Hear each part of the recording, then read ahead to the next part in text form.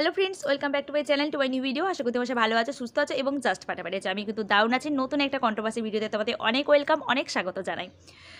তো অনেক দিন ভিডিও করা হচ্ছে না, প্রচুর প্রবলেমের মধ্যে আছি। আর যেটা সবথেকে বড় কথা, আমার যেটা দুঃখের বিষয় সেটা হচ্ছে আমার চ্যানেলে একটা স্ট্রাইক চলে এসেছে, তাই জন্য মনের দিক থেকে অনেকটা ভেঙে পড়েছি। তো ভাবলাম ভাঙলে তো চলবে না, আমার চ্যানেলের রিচ প্রচণ্ড ডাউন হয়ে গেছে আর ভিউজও কমে গেছে। তাই জন্য ভাবলাম এবার থেকে রেগুলার ভিডিও আনার চেষ্টা করব। জানি না কতটা কী পারবো, কারণ আমার মেয়ের সামনে ফাইনাল এক্সাম আছে। তো চলো, টাইটেল থাম্বনেল দুটো থেকে বুঝতে পেরে গেছো কাকে নিয়ে ভিডিও করছি। অবশ্যই ম্যান্ডিকে নিয়ে কিছু কথা বলতে চলে এলাম। ইতিমধ্যে আমরা যেটা দেখতে পাচ্ছি সেটা হচ্ছে ম্যান্ডির বাবার শ্রাদ্ধ শান্তি কমপ্লিট হয়ে গেল, কিন্তু ম্যান্ডি যেহেতু মুখাগ্নি করেছে, তাই একটা কথা বুঝতে পারলাম না যে 11 দিনের আগে কি করে শ্রাদ্ধ শান্তি কমপ্লিট হয়ে গেল। তো যাই হোক, শ্রাদ্ধ শান্তি কমপ্লিট হয়ে গেছে। তো টাইটেলটা এমনি ছিল যে গঙ্গা স্নান করে বরের হাতে সিঁদুর পরলাম। তো এখানেই আমার একটা প্রশ্ন, যে সিঁদুর তো এর আগেও পড়েছিল। ওই লাইভে যেদিন এসছিল সেদিন অনেক কান্নাকাটি করে, অনেক সিন ক্রিয়েট করে বরের হাত থেকে কিন্তু সিঁদুর পড়েছিল। তো সেই সিঁদুর পড়াটা কি ফেক ছিল? সেই সিঁদুর পড়াটা কি ফেক ছিল? কারণ কারণ এর আগে আমরা সবাই জানি যে হুলের হাত থেকে কিন্তু সিঁদুরটা পড়েছিল, প্রিয় ভাইয়ের হাত থেকে সিঁদুরটা পড়েছিল।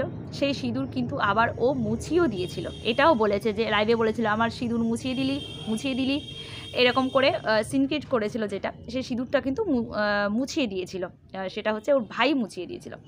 কিন্তু সেই তারপরেও কিন্তু ওর স্যান্ডিকে হাত থেকে কিন্তু সিঁদুরটা পড়েছিল, ওই লাইভের সময় সিঁদুরটা পরিয়েছিল স্যান্ডি।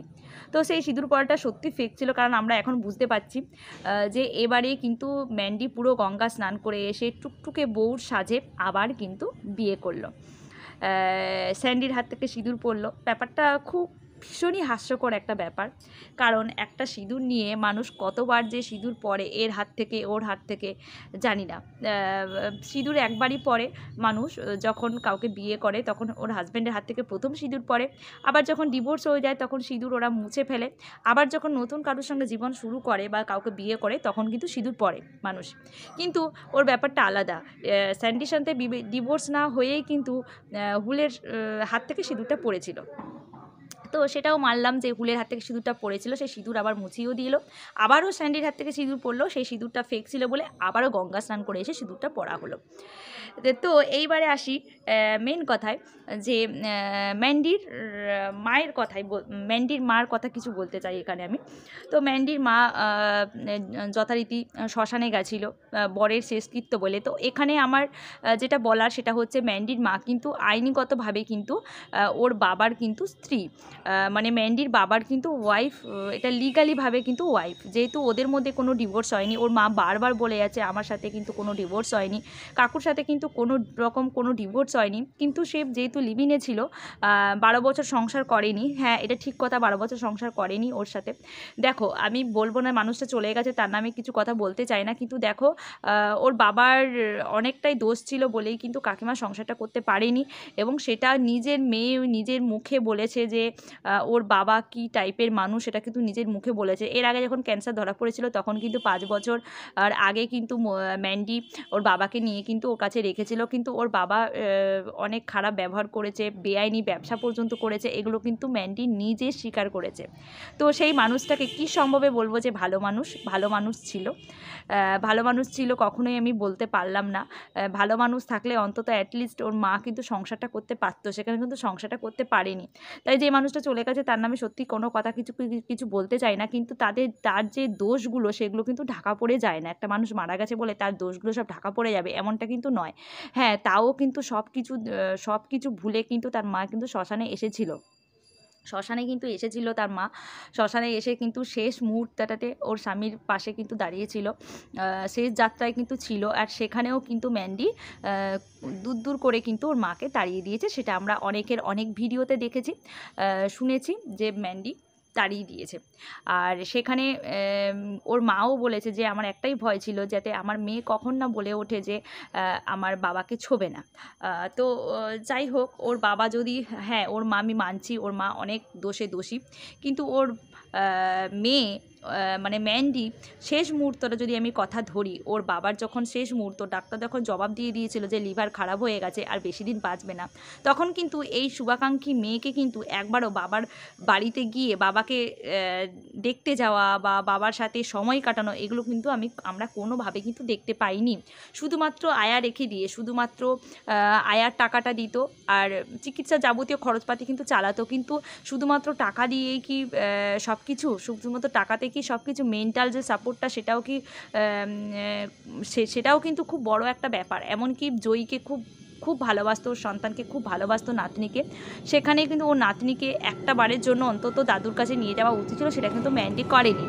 কিন্তু এখন ম্যান্ডি যেটা বলছে যে, ম্যান্ডির কথা হচ্ছে যে ওর বাবার যে বাড়িটা সেটা ওর মেয়ে পাবে, ওর মাকে ওখানে ঢুকতে দেবে না। ওর মা কিন্তু বারবার বলছে ওর কোনো সম্পত্তির লোভ নেই, এখন ওর একটা সত্যি মাথা গোজার একটা ঠাঁই চাই, ওর মায়ের সত্যি একটা মাথা গোজার ঠাঁই চাই। দেখলে খুব কষ্ট লাগে কাকিমাকে, এর বাড়ি ওর বাড়ি যাযাবরের মতো দিন যাপন করছে। হ্যাঁ, ও ভালো করেই জানে ওর মেয়ে ওকে কখনোই মানবে না।